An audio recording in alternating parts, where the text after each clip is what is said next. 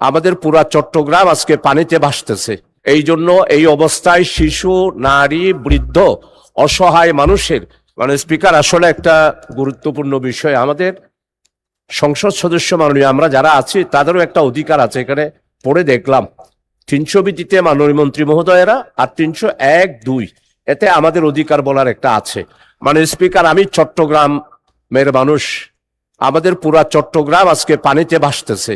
আমার আগেই আমাদের মাননীয় এমপি সরওয়াজ্জামান নিজাম অভিহিত করেছেন, বিশেষ করে আমার লোহাগাড়া, সাতকানিয়া, বাঁশখালী, চন্দনাইশ, পটিয়া, আনোয়ারা, কর্ণফুলী এবং আমাদের মাননীয় মন্ত্রী, অর্থমন্ত্রী আছেন, ওনার এলাকায় আমরা পানিতে ভাসতেছি।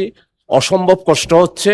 এই জন্য এই অবস্থায় শিশু, নারী, বৃদ্ধ, অসহায় মানুষের শুকনা খাবার দেওয়ার জন্য আর যেখানে নদী ভেঙেছে এখানে অতি দ্রুতভাবে কার্যকর ব্যবস্থা নেওয়ার জন্য আমি এই মহান সংসদে সংশ্লিষ্ট মাননীয় মন্ত্রী মহোদয় যারা আছে তাদের কাছে আমার এই আর্জিটা, আমার এই অবস্থাটা আমি তুলে ধরেছি।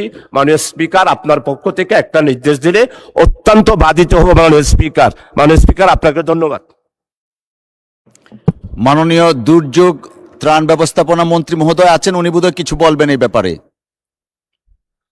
দুর্যোগ ব্যবস্থাপনা মন্ত্রী। মাননীয় স্পিকার, আপনাকে ধন্যবাদ।